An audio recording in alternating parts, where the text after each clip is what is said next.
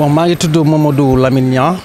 nekk secrétaire général sous section SUTSAS bu 10e bu Thiès. waaw comme ni nga ko waxee semaine passée ñu ngi fi woon di organiser sitting boo xamante ni vraiment réussir na tey aussi ñu ñëwaat fii parce que la ñu doon faj ba léegi moo fajagut parce que dafa mel ni sax jàngoro bi daa gën a yokk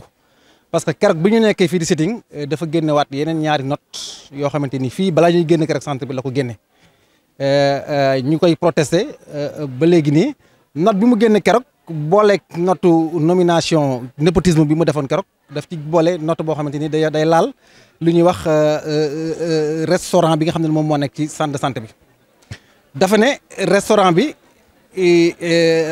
dafay arrêté ndekki bi nga xam ne mu ngi koy jox personnel bi ñu koy fàttali ne loolu c'est un acquis boo xamante ni depuis 2015 la moromu médecin moo ko fi defoon kon du nekk loo xamante ni dafay ñëw tey rek bëgg ko dindi sans mu waxtaan ci. te bi mu koy bind note boobu noonu secrétaire exécutif bi nga xamante ni moom moo jiite CDS bi nekkul Sénégal mu ngi Qatar kon décision bi mu jël décision la boo xamante ni moom kese moo ko jëlal boppam waxtaanu ci ak kenn waxtaanu ci ak médecin chef adjoint bi nga xam ne moom la ñu dénk sax gestion centre de santé bi waxtaanu ci ak moom kon donc nekk na loo xam ne ñu ngi koy naqarlu te di ko xeex ba keroog du ci am ndam. beneen bi note bi mu génn mooy dafa génne note ne xaw ma personnel bi nga xam ne dañoo ne ci poste santé yi nañu indi seen i diplôme ñu koy wane ne ñooñu joxe nañu si seen diplôme ñu ngi ci poste yi parce que poste yi ku amul diplôme doo fa liggéey moom kay la ñuy interpellé ci centre santé bi nga xamante ni dafa am na médecin yu amul diplôme di fi consulter loolu ñu ngi ñaan mu dakkal ko loolu mooy xeex bi loolu mooy wax ji loolu la war a dakkal bu ko defee ñu mën a jàll ci leneen ñu ngi fàttali tamit ne woo nañ ko ci waxtaan depuis mu génn note yooyu noonu pour toog ak moom waxtaan ak moom mais ba léegi nii amuñ ci gain de cause loolu moo tax ñu nekkaat fii tey. waaw man en tant que secrétaire général bi problème amee man maa ko njëkk a jël sama téléphone woo ko sama collègue wax na ko sànq plus de 10 fois maa ngi koy woo jëluma téléphone ma envoyé ko message tontu ma le 22 novembre ma bind ko une demande de rencontre boo xam ne lettre bi mën naa leen ko wan ma def ci ampliation au préfet et ampliation à la région médicale médecin chef de région kon kilifa yi nga xam ne ni war nañ ko yëg nañ ko ba léegi nii nag fi ñuy waxee ak yow amul benn tontu boo xamante ni indi na ko suñuy demande boobu noonu pour toog ak ñun kon loolu moo tax tey personnel bi xëyaat ñëwaat fii toogaat te bu sàggoonul aussi balaa semaine bi jeex dinañ ñëwaat fii aussi toogaat parce que li ñu doon xeex ba léegi nii amul saafara. mënul ñàkk am gàllankoor ci service yi parce que ku xam xeex à la kuléal dina am ñoo xam ne ñoom ñoo ci loru waaye bëggeewuñ ko noonu te ñu ngi ci jégalu population Thiès waxoon nag dinaa ko waxaat bu amee ku xañ population Thiès faj wala ay soins médecin chef de district bi nga xam ne ñëw na fi amagu fi weer moo leen ko xañ parce que moom moo ñëw fekk fi doxalin boo xam ne depuis ñaar fukki at ñu ngi koy doxal mu bëgg ko dindi toogul ak ñi mu concerné waxtaan ci ak moom moo toog ci bureau ci cubul boppam ne daf koy dindi loolu la ñuy xeex kon Thiès nañu am fulla Thiès nañu am fayda bañ kenn jóge koo fële ñëw di ñu xañ li nga xamante ni di jaxase li nga xamante ni am nañ ko ay ati at dund bi nga xam ne ñu ngi koy dund ci jàmm ak salaam kenn warul jóge ko fee ñëw di ko nasaxal kon loolu ñu ngi ciy woo waa Thiès di leen masaw nag ci li nga xamante ni am nañ ko syndicalisme aussi benn kii am mooy xeex ñun bu ñu amee lu ñu naqari dañuy wàcc ci mbedd mi wala ñuy wàcc ci suñu bërëbu la jóge kaay yi fa la ñuy toog di ñëw. mbir mi doon doxee ba léegi nii loola la war a doxee parce que la ma doon doxee moo doon yoon restauration dafa bokk ci rubrique gu dépense du comité de santé boo xoolee rubrique gu dépense comité de restauration da ci bokk kon c'est pas dépense du dépense boo xam ne dépense bu ñu mën a justifier la dépense la boo xam ne mën nañ ko justifier dégg naa ci communication mu ne restaurant bi dafa doon léser le personnel communautaire may fàttali ne personnel communautaire bi ba ñuy sos restaurant bi dañu waxoon ne ku nekk da ngay joxe ñaari junni weer bu dee personnel étatique bi joxe 12000 la ka des comité de santé bi moo koy mottali ñu nangu woon ba léegi nii ñu ngi continuer di bénéficier ci restaurant bi am na ñoo xamante ni peut-être seen charge moo leen mayutoon pour ñu bokk ci loolu ñooñu bokkuñu ci woon kon beddi wuñu kenn ku génn wala ku dugg yow la neex kon la ma wax noonu peut-être dafa amul information yi nga xam ne mooy information yi war moo tax mu waxee noonu beneen bi mooy mu ne du dellu ginnaaw ci nommé membre équipe cadre ñun waxuñu membre équipe cadre ñun on a dit la nomination d'un poste de responsabilité d'abord loolu beneen étape la nomination équipe cadre loolu beneen étape la te même bu fekkoon ni moom moo am prérogative yi dafay yoon nga waxtaan ak nit ñi ñu mën la jox le bon profil mais toog si bureau rek tànn ka la neex xamuñ sa rakk la xamuñ sa lan nga jël ko ne moom ngay teg ci kaw nit ñi loolu kenn du ko nangu. man maa Awa laa tudd. wax dëgg yàlla metti na depuis 6 heures du matin ba tey ñu ngi toog di war a fajuwuñu médecins yi ñëw nañ suñu karam ñu ne leen dañoo waru ñoo faj nañ leen xaar képp ku jënd sa ticket na nga toog boo jëndee ba pare kenn ki nee na bu fekkee ñibbi nga da ngay perte sa ticket mënoo dagg sa ticket 1000 francs ba pare boo ñibbee nga yor say njaboot war a préparer xale yi war a jàngi école ñun la soo ko yokkee da nga koy perte bu subaa boo ñëwee daggaat ticket loolu tamit lu garaaw la tamit te ñoom fajuñu ña nga nekk ci seen i yëf nee nañ parce que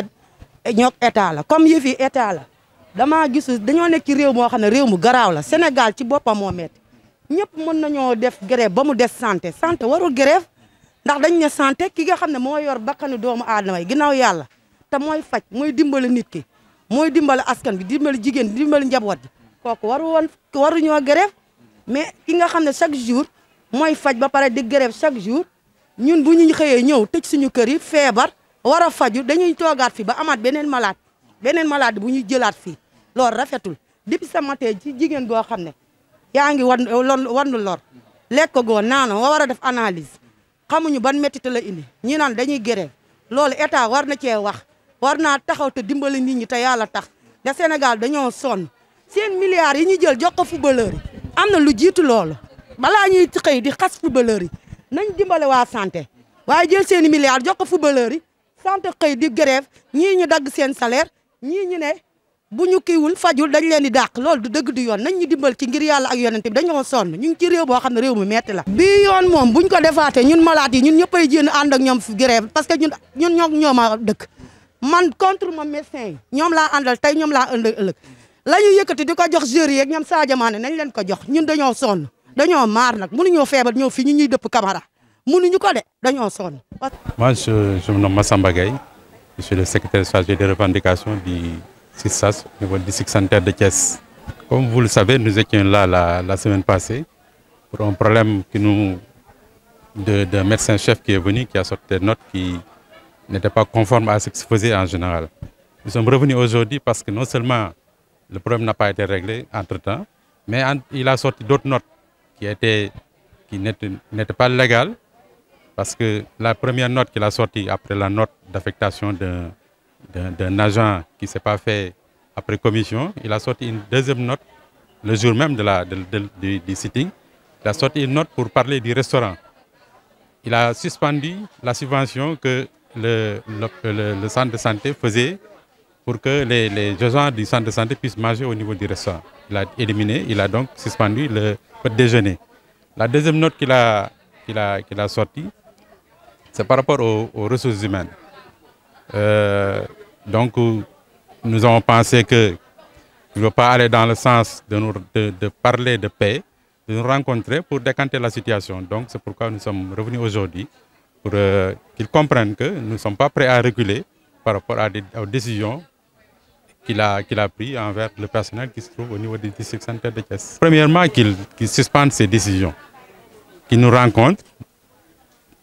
qu'on en parle. C'est tout ce qu'on cherche. Nous ne cherchons pas à créer le désordre dans le district. Nous voulons travailler, mais que ce soit dans la justice, que les décisions qu'il a prises, que ce soit les 3 notes qu'il a, que ce soit suspendu tout simplement. Ce que nous cherchons à avoir. Maintenant, s'il accepte de discuter avec nous pour que ces notes-là soient suspendues, c'est bien. Maintenant, s'il persiste dans l'erreur, parce que nous pensons qu'il est dans l'erreur, la lutte va continuer et puis ça peut se durcir. Oui, nous sommes au regret de le dire. Nous sommes désolés pour les populations parce que nous aurions aimé être dans nos postes de travail ce matin. Mais lorsque vous avez un chef de service qui apparemment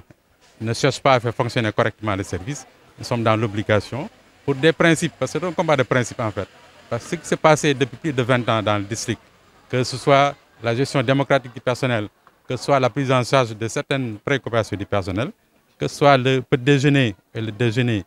qui a été subventionné pour le personnel depuis plus de 7 ans,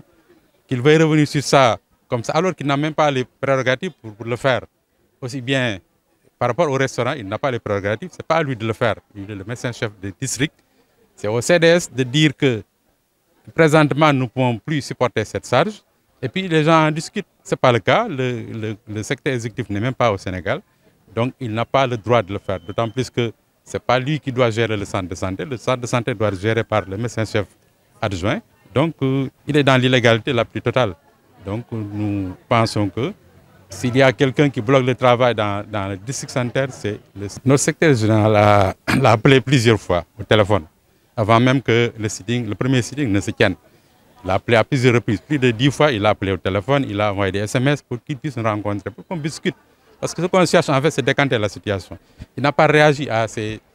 appels, il n'a pas réagi au message. Une lettre a été adressée effectivement, lui a été adressée. Les supérieurs hiérarchiques ont été avertis, le médecin chef de région, le préfet a été averti de la situation. Maintenant, nous les prenons en témoin pour qu'ils sachent que s'il y a quelqu'un qui bloque le système dans le district sanitaire, ce n'est pas le personnel, mais c'est le médecin chef du district.